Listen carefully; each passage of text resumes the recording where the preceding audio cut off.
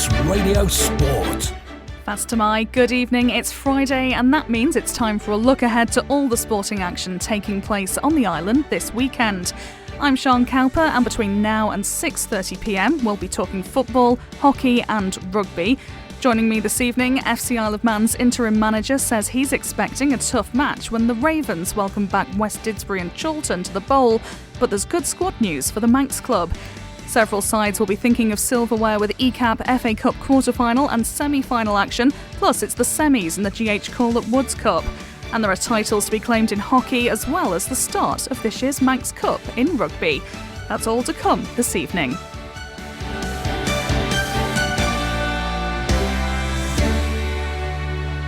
Well, first tonight we'll focus on football, and it's a packed fixture list for Saturday afternoon with Cup and League fixtures. Our football correspondent Tony Mepham has been looking ahead to all the action with Christian Jones. Well, St John's against St George's. We were hoping to get this game played last week, but we couldn't. St George's free week and we honoured that one. Both of them know that it's there to be had. St John's last week, a good result, or should I say a good performance against Moran. But St George's, if they've got all their star men like Sean Quay, Chris Bass, Kieran McNulty and others in that team, then I think St George's will start off as slight favourites. But St John's have got their top quality players as well, and Will Penn-Ulrich, Sam Ingham was solid last week. But up front, it's left to Callum Taggart at the moment with Dean Leese playing for FC Isle of Man. And they'll be playing Corinthians next week. Yeah, the winners will play Corinthians. They've just got to sit and watch how this one goes. But looking at the ECAS FA Cup semi-final, the one that we can play, Christian, is Peel against Laxey. Well, last week these two met at the same venue, and Peel came out worthy winners. So they'll be hoping to get the same sort of performance that they got last week. Paul Whitehead, Lee Gale had good performances, but great to see Luke Doherty back in, come back from injury, so he'll make Peel sort of tick and keep things solid at the back. But Laxey, we know the star players, and a couple of weeks ago Tina Garvey got a couple of goals, and also Brodie Patience, excellent players. But Peel's defence, I think, just mastered them last week, and they'll be trying to just change things down a little bit different and see if they can exploit them and get themselves into that ECAS FA Cup final, which will be played on Easter Saturday. Now, GH Call at Woods Cup semi-finals, the first game of that's getting underway at 1:45. Yeah, the reason for this is obviously FC Isle of Man kick off at 6, so we just need to give a little bit more time because these are cup games. So it means after 90 minutes, if they're still all square, it goes into extra time, and it's still all square, we're going to penalties. So that's why. And St Mary's against Jim's, I'm not going to be cruel here, but I don't think it'll go into extra time or penalties. I could be wrong. When you look at the league tables, St Mary's are way ahead of Jim's, and I just think St Mary's know that this is a great opportunity for a club that this time last year didn't have a club. So it's an incredible little story, this one, that they sat out last year to rebuild. And here we are with them potentially going to get promoted and potentially playing in the Woods Cup final on Good Friday. But I see in that one only one winner. I'm sorry, Jims, but St Mary's to take that. And in the other one, Castletown against Foxdale. Castletown drew last week again with Michael. And a little bit of a disciplinary issue at the end of the game. So that's cost them dearly with possibly one or two players missing. We'll wait and see if those suspensions have come through. But I think Foxdale certainly know that they've got a good chance here to get themselves into a final. And, Foxdale deserve it. They're one of those sides that keep chipping away in football, and then whatever faces them, they just sort of roll their sleeves up and work hard and try and get there. And when you look at Foxdale aren't in that top four, then it'd be a great, great story for them if they could beat Castletown. I think they've got a good chance. And of course, we've got the Canada Life Premier League. Are there any standout fixtures in there? Well, I think the one you've got to look at is Corinthians, because Corinthians last week played, Corinthians were third. They played second place Union Mills and beat them 7-1. So that was a bit of a statement, I think, for Corinthians. If they won their 4 games in hand, they're still 3 points behind Peel, who the league leaders. So it's just a question of, pick up as many points as they can. They've got an awful backlog, and that's going to be a struggle for them, I think, when the night games start. But against an old boys side that have got a lot of experience in there, but old legs might just find the younger legs of Corinthians a little bit tough for them. But the Onken Douglas Royal one, we had a game last week, Royal against Onken up at Ballafletcher. Douglas Royal won that 4-1. Onken are going to find it tough going again, but they need some points because they're languishing towards the bottom of the Canada Life Premier League. And Russian against Ayr, big game I think for both sides. Russian being a bit disappointing over the last couple of fixtures, and I just think at the moment Ayr have got the bit between their teeth, and I'm going to go for Ayr take victory. And now looking at the DPS Limited Division 2. It's a little bit calmer in this one because your top teams haven't got too much pressure, I don't think. Douglas and District against Braddon. Braddon, if there was a slip up by the teams near the top, then Braddon are nicely poised to step in. But against D&D, they should win. Michael United against Colby. Two tremendous results. They beat Castletown, then drew with Castletown against a Colby side that have got one or two players back in.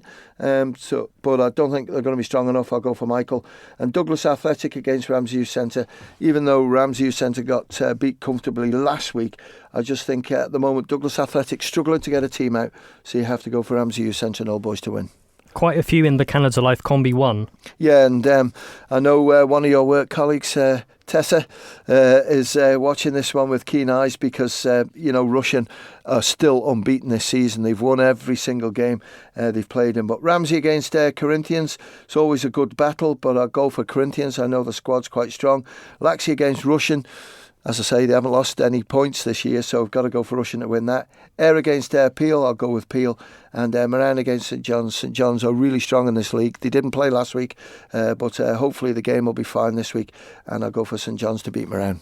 And who do you think is going to swing in favour of the DPS Limited Combi 2? Yeah, it's a tougher call in DPS Division 2, because Combi 2, because there's teams always sort of down on players or maybe got some players back in there. But Foxdale against Michael, I'm going to go for Foxdale to win in that one.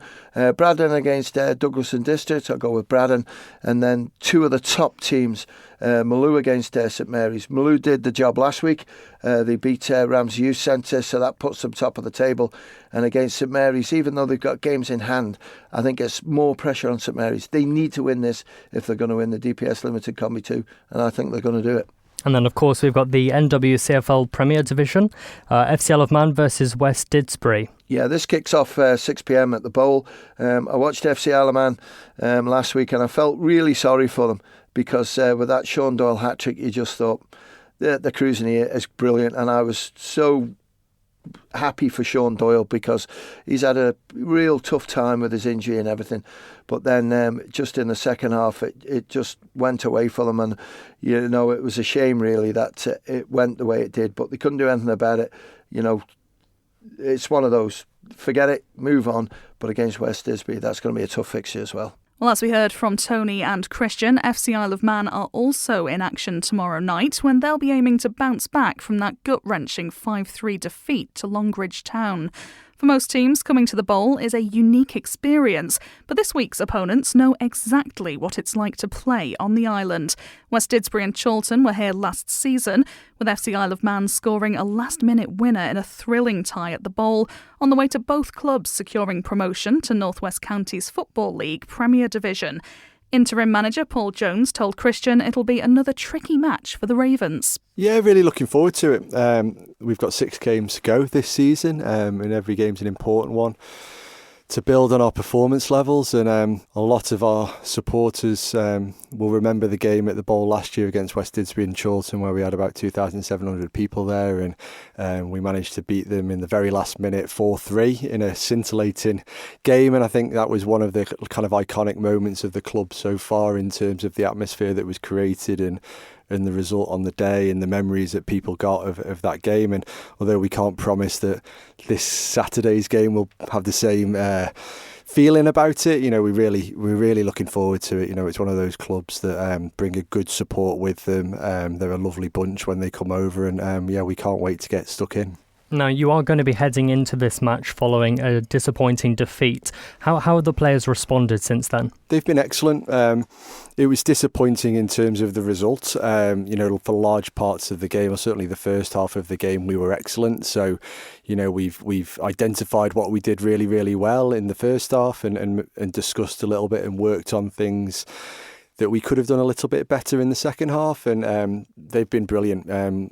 We've trained really well on Tuesday morning and again this morning, and hopefully, I expect to see how we played first half all the way through the game on Saturday. So they've been really, really good, and they have been since day one, and they're raring. To get going again and to show that they've developed and learned and can put the things into practice we've been working on this week. Now, West Didsbury and Chorlton have been to the ball before, as you just said. As teams, you probably know each other quite well already, but are you expecting it to be a tough contest? Very much so. They were promoted with us, or we were promoted with them. They won our division last year, and they're kind of fairly comfortable in 9th place in the league and have done really well in the league and also in the cup competition. So yes, it'll be a really tough game, but every game in this league's a tough one at the moment for every team. So really, as I said before, they're a lovely bunch. They bring a noisy group of fans with them who make a great atmosphere home and away, and it should be a special occasion once again at the Bowl. Now, when you know a team quite well, does that make it harder or easier when you kind of know what they're about already? In some ways easier, because you've got a feeling for what they're going to try and do, and maybe where you can exploit that a little bit. But in the same way, it's harder because they know us quite well and they maybe are aware of our strengths and areas that they could exploit. So it becomes more of an interesting kind of tactical battle, I guess, because you're well aware of each other's strengths and weaknesses, and it can be a good thing because you can prepare well, but also maybe you can overthink it, and sometimes I can be guilty of that. So you kind of you just need to trust what you're good at and trust the players and go and deliver that. And then if you do a good job, you give yourself a better chance of getting 3 points at the end of the game.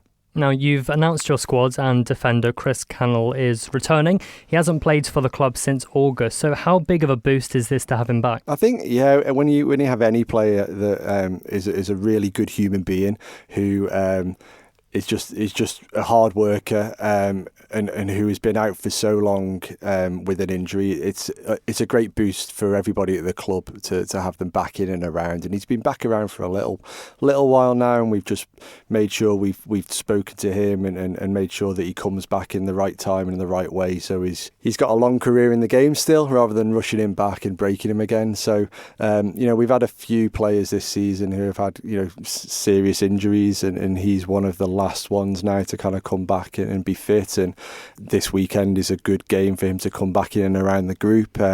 We've got 2 games in 2 days next weekend, so we'll need more players, and we need players to be fit and around the group. So it's with that in mind, really, Chris is back involved, and he's a great person to have around, very experienced. And hopefully the younger players or the less experienced players will benefit from him being there. Manx Radio Sport. Turning our attention to hockey now. For a number of the island's clubs, this is the penultimate round of fixtures, but there are still several league titles to be clinched. Our hockey correspondent Ben Cunningham has been taking a look at the fixtures with Paul Moran. Yeah, and the first game sees Castletown B against Backers A, 12:35 at Castle Rushen High School. Big game for both teams. Backers A, middle of the league, and could do with just getting the points and just cementing their position. But Castletown B need them more. If they fail to get anything out of this weekend, they could be relegated. So big game for both teams. And then the biggest game of them all, and the game of the day I've got marked down, is this one, which is at 2:05 at King William's College, which we're going to cover for Saturday Live. Castletown A against Valkyries A. If Castletown A get a point out of this game, they will be Ladies Premier champions. So big game for Castletown A, but could Valkyries cause an upset and get a shock victory here? We'll see on the day. All sorted in the Men's Premier, but 3 games to look forward to. And the first game in this league is at 12:35 at the NSC, and it sees Backers B against Ramsey A. This is a relegation battle game, this. Both teams pretty much on each other's toes. Backers B at the minute currently bottom, Ramsey just ahead. So this is a really big game, and unfortunately the loser out of this one could find themselves being relegated, but we'll see how it plans out. The next game in this league again at the NSC, but this time at 2:05, is a big one. Backers A against Vikings A. This game always has a lot of feisty tackles, but Backers A crowned champions last weekend. I think Vikings A will try and stop Backers A's unbeaten run to the end of the season, but Backers A have looked really strong this season, so I'm going to go for a Backers A win there. And the final game at 2:05 at Castle Rushen High School is Castletown A against Falkires A. This will be a close game. Both these teams middle of the league and have had pretty much the same sort of season, but I think Castletown A might just come out on top on this one, but don't rule out Falkires maybe causing a surprise here. Ladies Division 1 also can be concluded across the weekend. 3 big games. And the first game is at 12:35 and it sees Falkires B against Backers C. Backers C, bottom of the league, need points. If they don't get anything out of this game this weekend, they will be relegated. Falkires B, though, second place in the league. I think it'll be a tough ask for Backers C. The next game in this league again at 12:35 at Ramsey Grammar School is Ramsey A against Harlequins A. If Harlequins A get a point out of this game, they will be crowned champions this weekend. So a big game for Harlequins there. And then the final game sees Backers B against Vikings B at 3:35 at Ramsey Grammar School. This will be a close game as well. Both these teams middle of the league. It could possibly go either way, or it could end as a stalemate, but it'll be a close game, I reckon.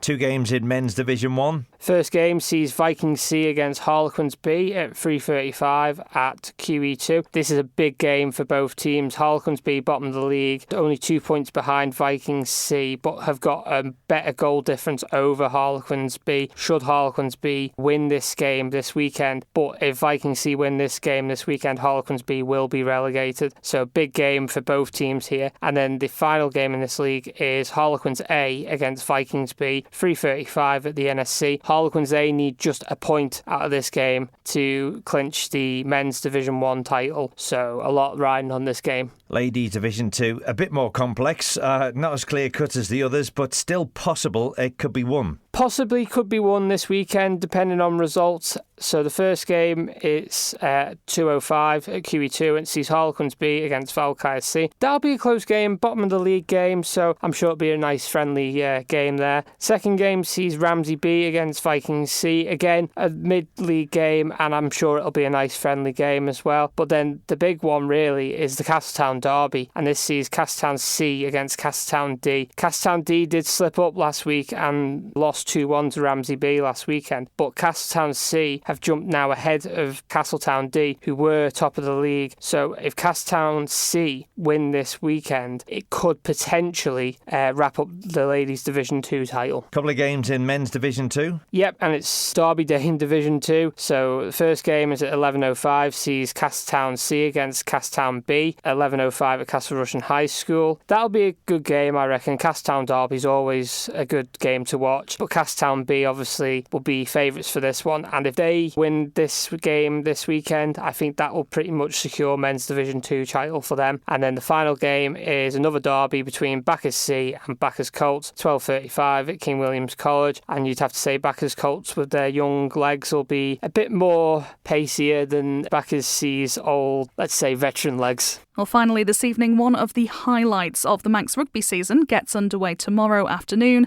as the opening round of ties in the Ravenscroft Manx Cup get underway. There are some tweaks to the format for the competition this year, though. Our rugby correspondent Dave Christian joins me to explain. So, Dave, how will the Cup work this year? Gee, that's a great question, Sean. What I find is this is the most controversial and sought-after competition out of everything that gets done at any other part of the rugby season. Everybody really buys into the competition. But in 2018-19, it all changed around a little bit. We changed it from being a straight knockout to a round-robin league basis. Everybody played each other home and away, and that gave us a league table. And when all the fixtures were completed, the top 2 played off in the cup final. And that was 18-19. 21-22, we went back to that round-robin formula. Ramsey won it last year. And this year we're in the round-robin formula again. And we have Ramsey, Douglas, Vagabonds and Southern Nomads competing. And the smaller clubs decided it wasn't for them. There's no home and away. Everybody plays each other once. It's like that sort of Six Nations format. We're definitely playing first against second in the Manx Cup final, 22nd of April. That's down at Portashee. There's talk at the moment of a potentially third versus fourth as a warm-up for the Cup final. Like I said, the Manx Cup is the one that everybody wants to win. So with that round-robin format then, it means we have 2 fixtures this weekend. Ramsey taking on Douglas at Mooragh Park. What can you tell us about that one? Douglas are probably the top of the pile. They have to be the overwhelming favourites for the competition. They play at level 6 in the RFU's rugby pyramid in England. Ramsey aren't in the league system anymore. That was a simple financial decision that was made. Douglas have struggled in their league this year. They finished third from bottom. They avoid relegation, so they get another season at it. But that standard that they played at and the 22 fixtures they have under their belt so far means that they're going to be pretty much on it for Ramsey tomorrow. And it's going to be very, very difficult for Ramsey. Douglas seem to have taken a rather philanthropic approach to team selection. They've picked some guys that I wouldn't normally expect to regularly see in their first team. So Dave Sherwin gets a nod at hooker, Chris Bollins in at tight head prop. Normal starting prop forward Simon Hodden out. He's going to appear in the centres. Nick Kane also getting a shout out as well. Coach Phil Kringle not playing himself because he doesn't have to. But they've got some big guns on the bench. Neil Killier, Bryn Snellgrove, Guy Wood, all waiting there on the bench. That will be, I'm going to guess here, that in case Ramsey look like they might be winning, they'll bring the big guns on just to close it out. Ramsey have got their own problems this week as well. They're missing a couple of regulars. Ben Hardman at hooker's missing. Eddie Lord at second row missing. Halfback, another problem for them. Daniel Richmond, normally the scrum half, broken finger. Connor Goodall and Tom Moffat, who you'd expect to see in the number 10 jersey. Tom's injured for a long-term knee injury from the start of the season, and Connor Goodall's swanned off to the Far East on a trip around the world. So have to fill in in the number 10 jersey. They brought back Finton Cummins. He's had 100 league appearances for the club, so he should be a reasonable replacement. The big man that everybody's been talking about this season domestically, Brandon Atchison, he's going to go off onto the wing. He scored probably in the region of 40 tries this season in all competitions. He is really quick when he gets the ball, but everybody else is going to have to work a bit harder to get the ball to him. So an intriguing fixture on paper. Douglas should win that. 2:15 kick-off, Mooragh Park. And that means in the other fixture, it's Vagabonds against Southern Nomads. What can we expect there? Again, this is a tricky one. Difficult to call it, really, Sean. Vagabonds finished next to bottom in their league. Still no word whether or not they'll be relegated. The measuring stick, I think, between them and Southern Nomads is that they both played Port Sunlight. Nomads in the Cheshire Bowl and Vagabonds in the league. Vagabonds won away at Port Sunlight in the league, and Nomads lost away at Port Sunlight in the Cheshire Bowl. I'm not sure you can read anything into that, but you would get the feeling perhaps Vagabonds a little bit stronger. And again, Vagabonds similar to Douglas. They've had a full campaign of league fixtures. I think they've played 17 out of their 18, which means that they've got a squad out there that's been playing proper hard rugby all season, whereas Southern Nomads may be restricted to half a dozen games, similar to Ramsey. Player-wise, the two men that caused all the damage in their final game against Bury for Vagabonds were Mark Oldfield and Daniel Bomwick. But you can't always shine the spotlight on them guys. The front five have been growing great guns. Joe Lowe and Mitch Wells prop. I know Joe Lowe's not available this weekend. Jack Kane's going to fill in for him in the number 1 jersey, or A as it is at Vagabonds. They wear ABC for their front row. But that front five there's been doing a lot of damage to the sides they're playing. They're the guys who are making the spaces for the likes of Oldfield and Bomwick in broken play to pick up points. On paper, Vagabonds got to start favourites, but Southern Nomads, and I haven't seen a team sheet for them just yet, and not quite released, but they've got some cracking players on their own. Ori Watterson will play at pretty much any position in the forward pack from 1 through to 8. He's a good straight runner, difficult to put down, and he carries the ball really, really well. They've got an experienced set of halfbacks, Captain George Collister at scrum half, Mark Young at 10, and outside of them there's some guys with some real pace, Tony Quinn, Will Tazier, and Tom Collister. On paper, Vagabonds and Bella Fletcher, going to fancy them. Manx Radio Sport. Well, that's just about all we have time for this evening. Don't forget, we'll recap all the fixtures and bring you any postponements on Saturday Live with Paul Moran from 12:30 tomorrow.